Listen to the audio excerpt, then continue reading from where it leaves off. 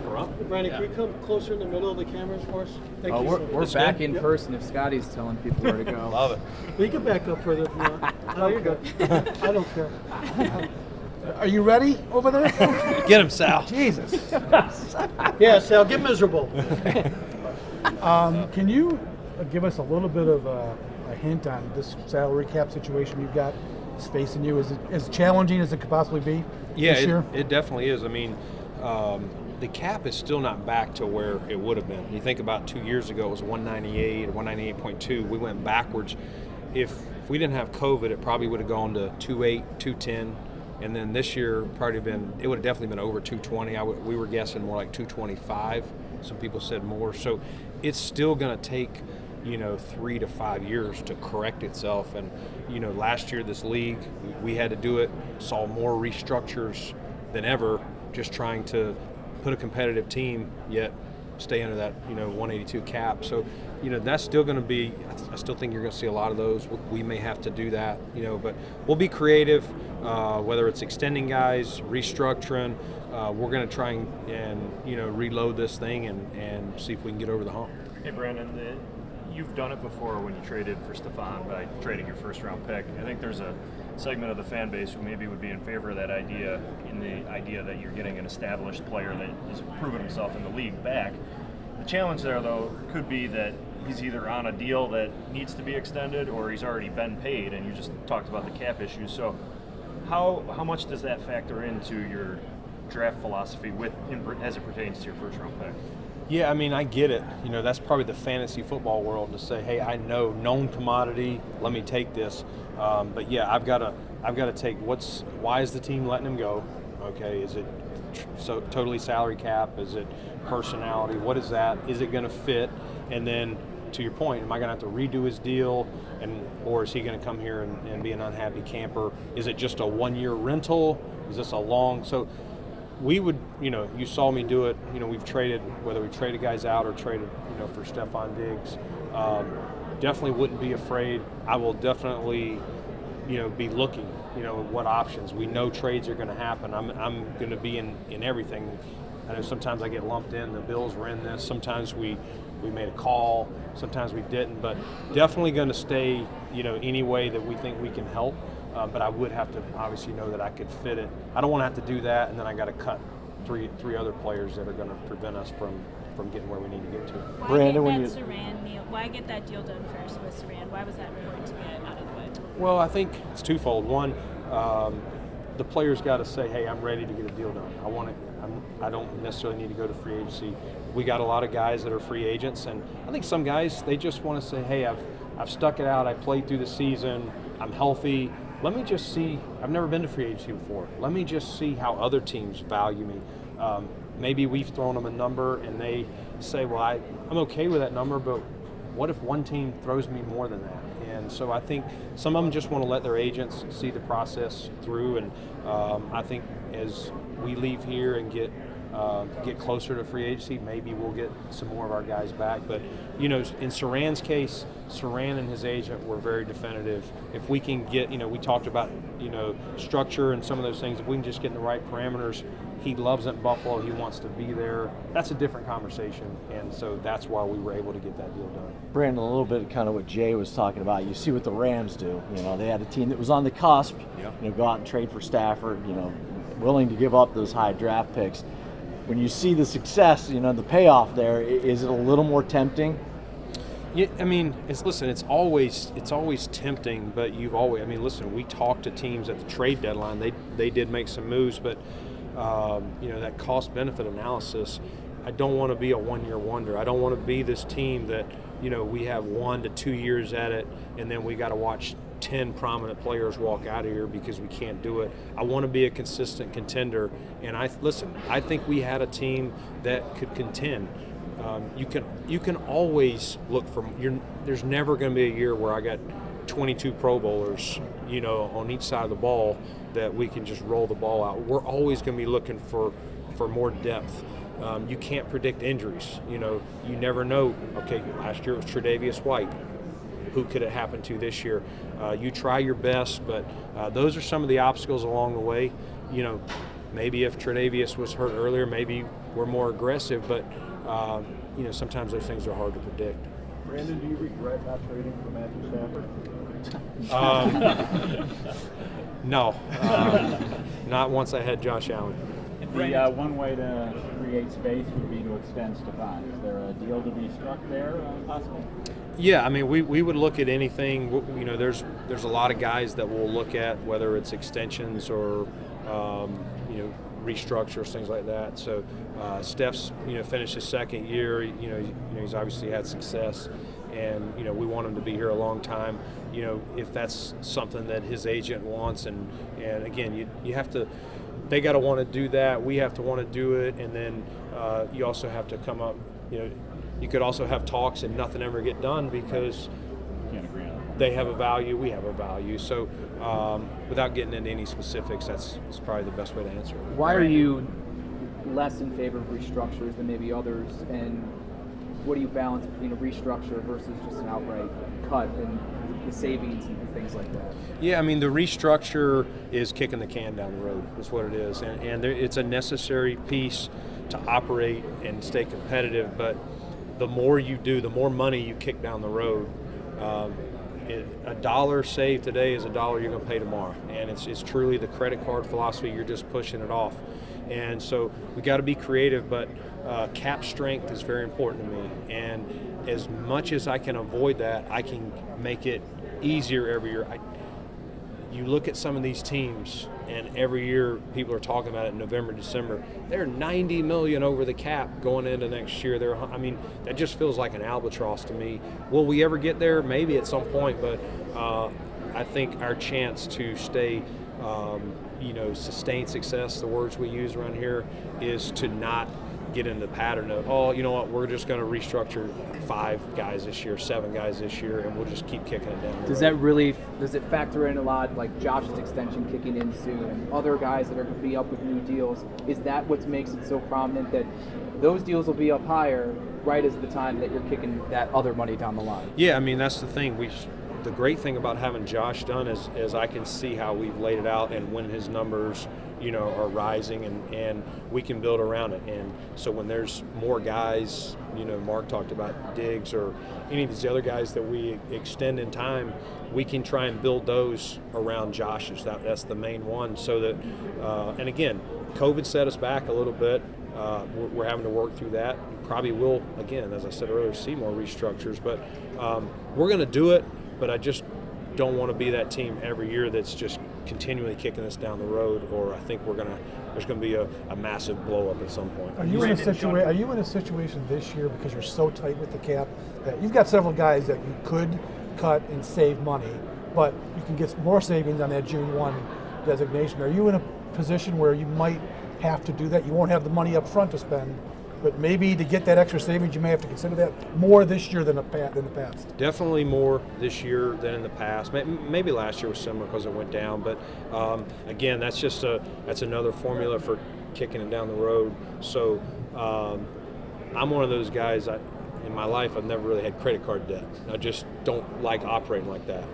So the less that I can push down the road and keep us competitive. Now, I'm not going to sleep at night unless I got a roster that I think we can win the whole thing. But beyond that, I don't want to just, again, give up, go for it this year and then, or go for it, like I said, for 2 years, and then all of a sudden we're sitting here in 2 years and I'm telling you're going, Brandon, you're $92 million over the cap. Where are you going to get started? Are you cutting everybody except Josh Allen? That's what I'm trying to avoid. Brandon, trade philosophy. Josh was talking about going for a big fish. Last year you had 2 of your draft picks that were poached off the practice squad, and that's what kind of happened when you had a better roster.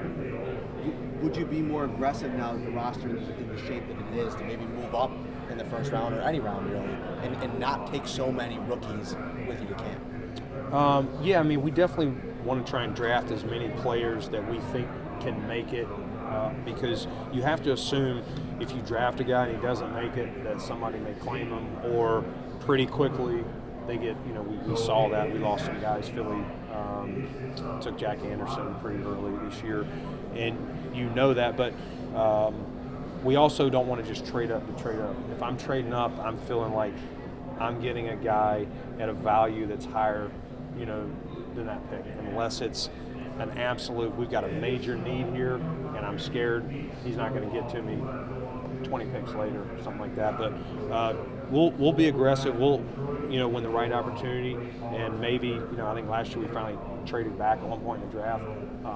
Maybe that happens at some point too. I know it's hard to say right now because we haven't had free agency yet. Would you consider cornerback a major need because of the uncertainty around Trey? Yeah, I mean, I think it's definitely something we gotta address. Is that whether that's Levi coming? I mean, Levi's an unrestricted guy, so right now the two starters that started the year, one's an unrestricted free agent and one's coming off ACL. And fortunately, Dane, I thought, really held his own, did a nice job, and we brought Saran back and Cam Lewis. We've got some depth pieces there, but we definitely have to take a look and make sure that's an important position and make sure we've got that answer. Brandon, Sean said that Sean said that talks were ongoing to return training camp to Fisher. Where are those talks, and what goes into that decision to take training camp back to Rochester? Yeah, I mean, we enjoyed our time there for sure, and COVID kind of took the decision away from us. So that contract expired, but without getting too deep into it, we're really looking at either going back to Fisher this year or staying in Orchard Park, and we just got to work through that process. And if everything works out, and they want us, and we work it out, we would definitely go there. We've had success, but being here, we've done it twice, in Orchard Park as well, and that's worked well. So we feel like we got two good options, and we'll let some of that play out. I think we'll have something finalized here, in the coming weeks. Do you want it to be something where it's set, where for the next 5 years we're going to be here, or 5 years we're going to be there? Do you not want to have this conversation about where's training camp each and every off season? Well, I think that's an easy one in the sense that we kind of know that setup. So it's not home, but it'll feel like home. Hey, we just haven't been here in a couple of years. If we were going somewhere totally new, I would want to say, hey, let's don't just do this for 1 year and then leave. But at this point, we could go up there. Let's say we went this year. We go up this year and then say, you know what? Let's try it back here this year. Who knows? But we know that we can be successful doing it at Fisher. We also know we can be successful, staying home at Orchard Park. Brandon, where do things stand with Jerry Hughes right now? I've talked to Jerry and Mario and several of the guys.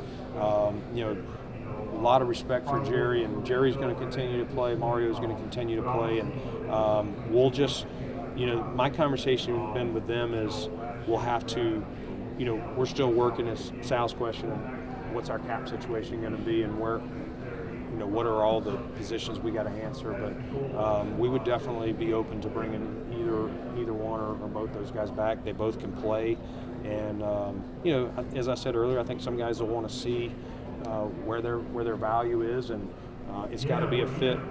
Whether it's Jerry or Mario or any of the other guys, it's got to be a fit for them and a fit for us for how we see their value and what the market sees their value. On that note, you had said when we talked to you a couple months ago that you thought Cole, you anticipated him being back. Are you in that same spot with Cole? Is there anything new there? Nothing really new. I haven't spoken to Cole personally, anything like that. So we'll just take it day by day. We've obviously we're going to have some tough decisions to make across the roster. Again, whether they're straight cuts, restructures, extensions. We're going to look at a lot of areas with a lot of these guys as we move forward, but nothing's really changed from last time. How about Emmanuel? Has he given you any indication whether he wants to continue playing? He has not yet at this point. I'm not sure if he's 100% decided. Felt like maybe he was leaning towards hanging it up more than not, but have not had a definitive answer from him. You said need for speed is obviously preferred, especially receiving. Yeah. Are you a team in a position in number 25 that if a kid like James Williams with the knee slipped to you, would it be awfully tempting because he could run that 4.2, 4.3 if he's back totally healthy? Are you in a position to do that? Yeah, I mean, I think we're going to take the best player. We really are, and his case is a little got an asterisk by it because he's not healthy, and so the doctors would definitely have to weigh in on where is he at in his rehab process. What does that look like? Because he tore his, in January, whatever, like 2 months later than even Tre'Davious tore his. So does that mean he's going to? Are you drafting him? Does that mean he's starting the year on PUP? Does that mean he's going to have a full redshirt year? Like, did the surgery, did everything work out perfect with the surgery? He's on time. He'll be ready October 1st. Like, those are the things that we'll have to get answers to. But if you took his injury out and he was the best player on the board, no doubt. He took his injury out. He's not there at 25. You don't know that. Harrison Phillips is a guy that you drafted. He's a free agent now. Is there a fine line to make sure that you don't get kind of emotionally attached because of what he's meant, not only on the field, but in the community and everything, to make sure that you're giving a fair deal, but not giving maybe a little too much than you want to give just because he was one of your guys? Yeah, I mean, draft, develop, re-sign, and Saran we just talked about over here. Harrison's another guy. He's earned the right. He's, in Harrison's, he had an ACL, and this year he was having a good camp. I think it was the Bears game. Early in that game, he banged his knee up and had a setback and started slower than he wanted. And I know he was a little frustrated early in the year being inactive, but when Zimmer tore his ACL, I thought Harrison at that point was ready to roll, and I hated to see that happen to Justin, but I was happy for Harrison that he took off. And we talked about Starr's issue with COVID and didn't really fully recover to the player he was prior to COVID. We counted on Harry a lot down the stretch, and so he's been a great person in the community, great in our locker room, and as I said earlier, he's getting his chance to test free agency. And you do have to put your personal feelings aside. That's my job, is to, as much as you love to bring them all back, you got to put a value on them, and he and his agency will have to do their due diligence, and then so we'll see.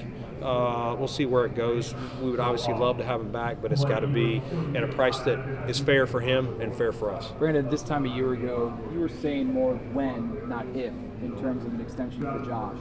With Tremaine, where do things stand with your comfortability with potentially extending him at this point from what you've seen? Yeah, I mean, love Tremaine, and we'll take that. We picked up his option. We have not extended him. We did pick up Josh's option at the same time.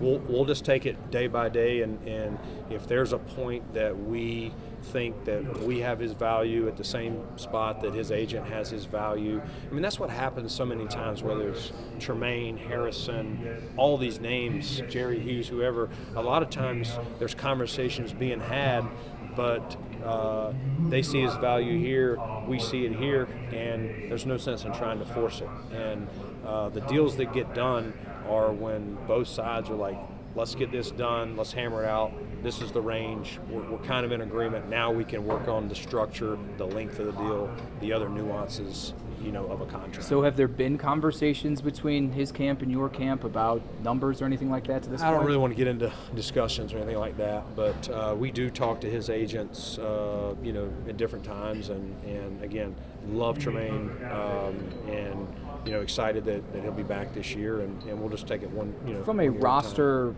building standpoint, you sink that much money potentially into the linebacker position.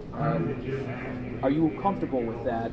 With maybe having two guys, 12, 15 million in Matt and Tremaine at the same time? Yeah, I mean, I think it would be what are you talking about? What is the number? You got some linebackers that signed even higher than you referenced earlier. What is that? I mean, listen, you probably don't. There's not a lot of people that pay two safeties. Not that we've paid them all the way at the top of the market, but there's different ways to do it. I believe in paying good football players, and whatever you don't have, you fill it in. Whether it's free agency, mid-level deals, or you go draft some other positions. I don't get too caught up. You can't pay 5 linebackers. I'm not meaning, but if you're talking about guys that are starters on your team, I don't get too consumed. I'm not going to if you're talking offensive line, I've heard people say you don't pay, 2 guards or whatever. Well, if the 2 guards are your best guys, you might not want to lose them until you find some tackles or whatever's going on. So I'm more of the philosophy, keep good football players as long as you're fitting them in the right value and you're not overpaying. Brandon, do you consider Tremaine a core building block moving forward? Yeah, I mean, we definitely do. We drafted him as high as we did. He's been a captain, and he's continued to ascend and grow. I know he's been a lightning rod for I don't know all the reasons. You guys probably know well more than I do, but I hear the questions and I get it. I'm a fan. I know he gets criticized. I think part of it is due to where he was drafted. What people don't give him credit for is his size, his wingspan. He's not quick twitch, but he's covering a lot of territory from sideline to sideline or in coverage. Maybe he's not as low to the ground as a shorter linebacker, so some guys once in a while in coverage, if they're double moving him, sometimes those, he hasn't always come out on top. He's worked on those, from leveraging himself and how to play him when they're going to do that. But I think sometimes some of his deficiencies have been talked about more than the things he does good. And he's a 6'5" kid, 250 pounds that does a lot. He's not a knockback Dick Butkus style linebacker, but his range and ability to play in coverage. We talk about matchup linebackers. When you look in the draft every year, there's not a lot of 3-down matchup linebackers. This is a passing league, and you got to have guys that can play the run, but they can also cover tight ends, backs, etc. So I get the criticism, but I'm not really in that camp. Do you think there's going to be a documentary on 13 Seconds someday? I don't know. I hope there's a documentary on the Buffalo Bills winning the Super Bowl. Hey, cornerback seems to be a pretty good position in this draft. The guru said he's probably 4 or 5 or 6 maybe. It could go first round. Where do you stand on the class itself? And can you afford to wait maybe to your second or third round if you want to address that position? Yeah, I talked about it earlier. I know last year everybody was mad that we didn't take one, but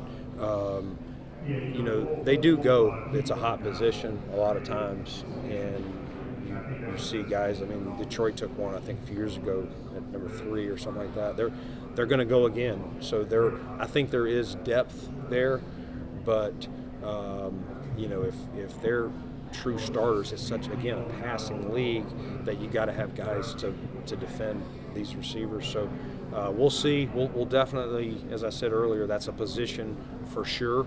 We got other positions too, though, that we gotta stay keen on. But we wouldn't hesitate if there was a good one there to trade up for that we thought, man, this guy's a true difference maker, or stay there at 25 and take If you one. did pick one in the first round, would he have to be a Tre'Davious White who could start from day one? Not that he's going to be Trey White, but do you need that guy to be your starter, especially if you lose Levi?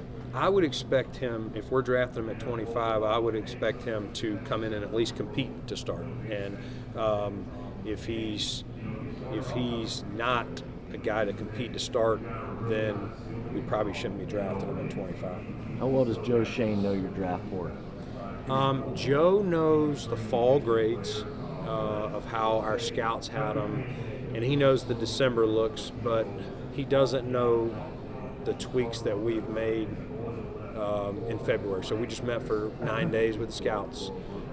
He'll have his own ideas and stuff, but Do you have to be mindful of where they are in the draft, kind of compared to where you're picking in every round? Or yes don't and they no. worry I mean, every team's got their their own way of doing things, and I don't know. I haven't looked at the full draft. I know he's at 5 and 7. I don't know when you get, but we're going to be picking in different parts of the round unless he trades up. Now, if he trades in front of me, I'm going to call BS on him. But hopefully that doesn't happen. Hopefully we're allies through this process. I don't want us to have to get golf clubs out at each Quote other. unquote anchor your board in that 9-day period. I don't mean set it, but I mean just like, okay, this is here's where our grades are on this guy. Mm-hmm. Now he could change, but we don't want a 6th-round grade guy moving up to a second because he ran faster than or what. So is the board sort of anchor, or the grades are anchor? How would you? Yeah, I mean, the way we do it, Mark, is we met for 9 days. We watched film on every players.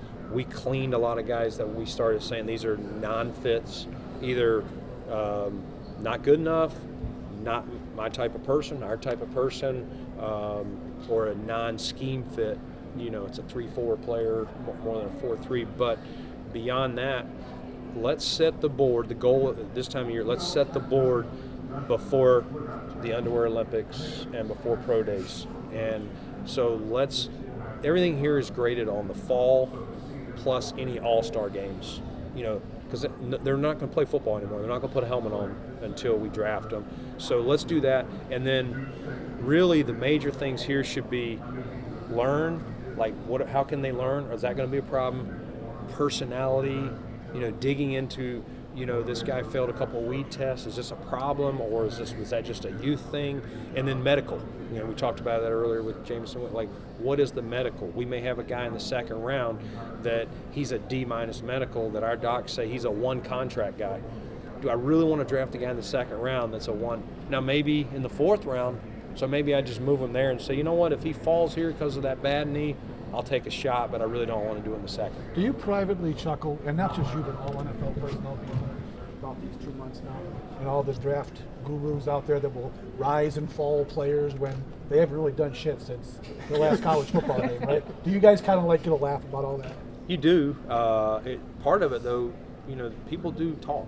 And so you do listen to some of it, not as much now, but when it gets closer, people can't help themselves, and people talk, and there are people in the league that, we had a pretty good idea the year we drafted Josh of how it was going to play out for the most part. I think pick 4 was the first curveball, in that draft, but, people do talk, so you do use that, and we do use some analytic stuff of running, a lot of these mocks.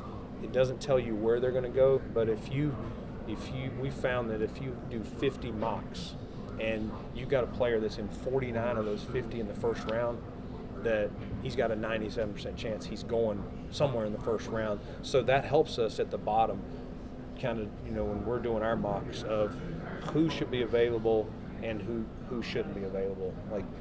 Don't be, as we're mocking it, if no mocks have this guy in the first round on anything, then when we do our mock draft, let's don't take him at pick 20. That's probably not realistic. So there is some value to it. I just don't think people have a good idea exactly where that player is going to go once you get out of the top 5, top 6. Do you read Sal's mock draft? He won't ever send it. He's never asked me for my advice. I won't ever do it. All right. Cool. Thank you. All right, good seeing you. Thank you.